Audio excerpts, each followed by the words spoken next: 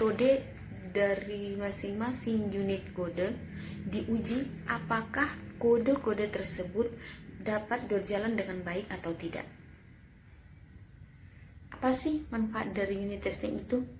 Yang pertama, memberikan suatu kepercayaan untuk memelihara ataupun mengubah kode program.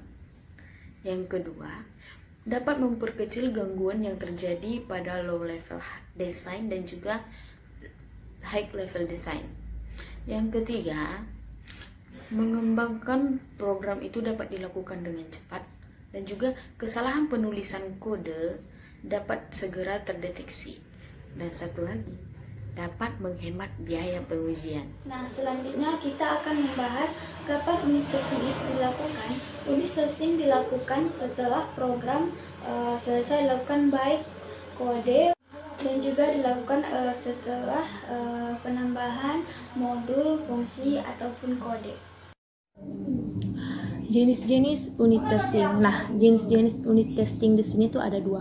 Yang pertama, testing manual, dan yang kedua, testing otomatis. Nah, di sini kita bahas dulu mengenai testing manual. Nah, apa sih itu testing manual? Nah, testing manual di sini itu ialah suatu pengujian yang pengecekannya itu dilakukan secara manual. Nah, tanpa bantuan dari tools ataupun scripts-nya. Nah, tujuannya di sini itu ialah untuk memastikan aplikasi yang kita uji tadi itu bebas dari cacat dan perangkat lunak itu dapat bekerja sesuai dengan apa yang kita harapkan. Nah, testing manual di sini itu biasanya dia itu digunakan pada area atau skenario tertentu ya. Nah, misalnya di sini pada exploratory testing. Exploratory testing ini ialah dia itu sangat membutuhkan pengetahuan seorang tester, analytical atau logika skillnya. Nah, selanjutnya kreativitas dan intuisinya. Nah, lanjut yang kedua di sini ada usability testing, di mana area ini itu adalah untuk melakukan pengecekan user, friendly, efisien ataupun kenyamanan untuk software atau produk end usernya. Nah, yang ketiga ada ad hoc testing. Ad hoc testing ini itu merupakan sebuah skenario di mana dilakukan tanpa persiapan atau tidak menuliskan test case-nya, sehingga QA-nya di sini itu secara acak melakukan tes pada fungsi di sistemnya, sehingga tujuannya di sini itu sudah jelas untuk secara kreatif itu adalah untuk merusak sistem dan fungsi di sini. Selain untuk merusak itu adalah untuk mencari di mana letak kesalahannya. Nah, lanjut yang kedua, testing otomatis. Nah, yang pertama tadi kan sudah kita bahas mengenai testing manual. Selanjutnya yang kedua, testing otomatis.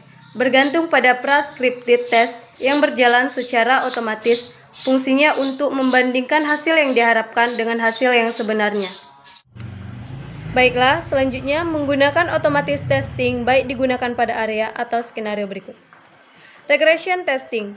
Automated testing sangat cocok jika banyaknya perubahan pada coding dan ability untuk mengerjakan secara tepat waktu. Load testing. Sangat membutuhkan automated testing untuk load test, seperti pengguna untuk tes respon AVI. Repeated execution. Untuk tes yang berulang lebih baik menggunakan automated testing. Momensi testing. Pengujian yang membutuhkan simulasi ribuan pengguna sangat membutuhkan automated testing. Kita masuk ke alat uji unit. Yang pertama, unit. Unit adalah alat pengujian gratis yang digunakan untuk bahasa pemrograman Java. Yang kedua, Nunit. Nunit banyak digunakan kerangka kerja. Unit testing digunakan untuk semua bahasa net. Yang ketiga, Jumoxit. Jumoxit adalah alat pengujian unit open source. Ini adalah alat cakupan kode dengan metrik, garis, dan jalur. Yang keempat, EMMA. EMMA adalah toolkit open source untuk menganalisis dan melaporkan kode yang ditulis dalam bahasa Java. Yang kelima, PHP Unit. PHP Unit adalah alat pengujian unit untuk programmer PHP. Teknik unit testing terbagi menjadi 3 bagian, yaitu black box testing, white box testing, dan juga gray box testing. Black box testing adalah pengujian yang dilakukan untuk meninjau input dan juga output dari suatu sistem software tanpa harus mendalami internal programnya lebih lanjut. Sama halnya seperti melihat sebuah kotak hitam. Kamu hanya dapat melihat apa yang dimasukkan dan apa yang dikeluarkan dari kotak tersebut. Nah, BlockBoxnya sendiri bisa menjadi software ataupun sistem yang diuji. Misalnya kalau dalam sistem operasi itu ada Windows, dalam situs seperti Google, dan di dalam database itu seperti Oracle, atau bahkan juga bisa aplikasi buatan kamu sendiri loh. Dan metode pengujian BlockBox ini digunakan sebagian besar aplikasi yang kamu temui saat ini. Keren gak sih? Contoh dari pengujian ini ialah untuk mengecek pengguna software mampu melakukan login dengan lancar menggunakan email, password, ataupun username-nya masing-masing. Tahu nggak sih, untuk melakukan BlockBox testing ini, kamu tidak membutuhkan orang yang memiliki latar belakang teknis loh. Yang penting, penguji memahami dan melihat dari sudut pandang yang tepat saat melakukan pengujian softwarenya. Namun, jika harus bekerja di waktu yang singkat ataupun dalam hal mengejar deadline, kemungkinan besar akan terjadi kurang telitinya akibat dilewatkannya beberapa uji input dan juga outputnya. Yang kedua adalah white box testing. White box testing ini sering juga disebut dengan transparent box testing, di mana testing yang satu ini dilakukan untuk menguji struktur internal, desain, fungsi, dan juga detail implementasi dari sebuah aplikasi. Dan ada beberapa hal yang bisa diuji di dalam white box testing ini, seperti keamanan, struktur atau jalur yang rusak, loop, dan juga data flow. Yang ketiga ada gray box testing. Metode pengetesan ini dinamakan gray box testing karena melakukan pengetesan pada software hanya memiliki keterbatasan dalam mengenai fungsi-fungsi komponen yang diujinya. Nah, pengujian gray box testing ini berada di tengah-tengah ataupun di zona abu-abu yang merupakan penggabungan dari white box testing dan juga black box testing. Pengujian dalam metode gray box testing ini dianggap lebih efektif untuk mengevaluasi aplikasi web dan untuk melakukan integrasi pengujian. Dan teman-teman tahu nggak sih, selain itu, uji gray box testing ini juga bisa digunakan untuk business domain test dan juga menguji keamanan sistem loh. Keren nggak sih? Pengujian unit dalam test driven development atau pengembangan yang didorong oleh penguji melibatkan penggunaan kerangka pengujian yang luas. Nah, kerangka uji unit ini digunakan untuk membuat tes unit otomatis. Namun, kerangka kerja pengujian unit ini tidak unik untuk test driven development, tapi mereka penting untuk itu. Hal yang dibawa Test Driven Development atau TDD ke dalam unit testing. Yang pertama ada tes ditulis sebelum kode. Tes ditulis untuk menghasilkan sebuah desain. Juga ini membantu memastikan bahwa aplikasi yang ditulis untuk diuji karena pengembang harus mengetahui cara menguji aplikasi dari awal menambahkannya nanti. Dan juga memastikan bahwa tes untuk setiap fitur ditulis. Menulis terlebih dahulu mengarah pada pemahaman yang lebih dalam atau lebih awal tentang persyaratan produk. Memastikan keefektifan kode pengujian dan mempertahankan fokus berkelanjutan pada kualitas perangkat lunak. Yang kedua, ada bergantung pada kerangka pengujian. Pengembang dapat menggunakan kerangka pengujian komputer yang dibantu. Biasanya menggunakan XUnit untuk membuat dan menjalankan kasus secara otomatis, yang menyediakan kemampuan validasi pengujian gaya laporan dan pelaporan hasil. Kerangka eksekusi yang disediakan oleh kerangka kerja pengujian ini memungkinkan eksekusi otomatis secara kasus pengujian sistem atau berbagai subnet bersama dengan fitur lainnya. Yang ketiga ada semua kelas dalam aplikasi diuji. Bagian terkecil dari sebuah aplikasi seperti fungsi, kelas, prosedur, dan interface semua akan diuji secara terperinci. Yang keempat, integrasi yang cepat dan mudah dimungkinkan. Tes lain yang diperlukan membuat kode yang digerakkan tes dengan implementasi nyata dari antarmuka.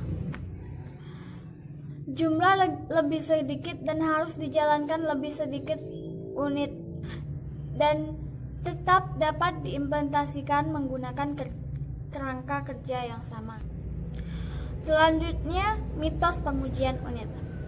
Mitos, nih sering muncul mitos seperti ini pengujian ini membutuhkan waktu yang lama dan saya selalu dijadwalkan ulang, atau seperti kode saya solid tetapi saya tidak perlu tes unit.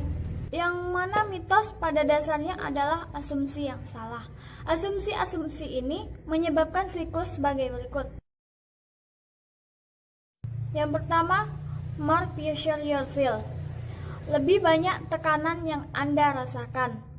Selanjutnya akan beralih ke less test you write. Sedikit tes yang akan Anda tulis. Lalu less stable your code becomes. Kode Anda akan menjadi kurang stabil. Kemudian less productive and accurate you are. Anda kurang produktif dan kurang akurat. Selanjutnya akan kembali lagi yang ke pertama. Dan begitu seterusnya. Kebenarannya adalah pengujian unit meningkatkan kecepatan pengembangan. Pemrogram berpikir bahwa pengujian integrasi akan menangkap semua kesalahan dan tidak menjalankan pengujian unit. Setelah unit terintegrasi, kesalahan yang sederhana yang dapat dengan mudah ditemukan dan diperbaiki dalam unit yang diuji membutuhkan waktu yang sangat lama untuk dilacak diperbaiki. Nah, selanjutnya di sini kita akan membahas apa sih yang ditunjukkan pada saat pengujian.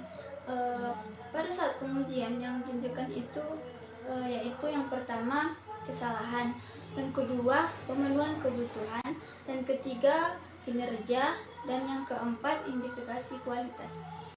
Nah, selanjutnya setelah kita mengetahui apa saja yang ditunjukkan pada saat pengujian, kita juga harus mengetahui strategi apa saja dalam pengujian tersebut. Nah, strategi pengujian tersebut yang pertama yaitu mulailah pengujian dengan lingkup yang kecil dan kemudian bergerak ke lingkup yang besar. Yang kedua, untuk PL konvensional.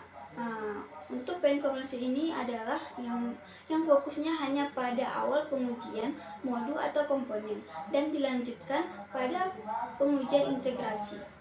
Nah, selanjutnya strategi yang ketiga. Strategi yang ketiga yaitu untuk PL berorientasi objek, di mana PL berorientasi objek ini adalah pengujian lingkup kecil akan menjadi kelas OO yang meliputi atribut dan operasi yang berimplikasi pada komunikasi dan kolaborasi. Nah, setelah kita mengetahui strategi pengujian, unit testing juga mempunyai keuntungan yang dimana keuntungannya yaitu memungkinkan programmer untuk mengubah kode di kemudian hari dan memastikan modul masih bekerja dengan benar. Nah, selanjutnya apa saja kerugian unit testing? Kerugian unit testing yang pertama yaitu pengujian unit tidak dapat diharapkan merangkap semua kesalahan yang terjadi pada suatu program. Yang kedua, pengujian unit ini pada dasarnya hanya fokus kepada unit kode. Oleh karena itu, tidak dapat merangkap kesalahan integrasi ataupun kesalahan tingkat sistem yang luas.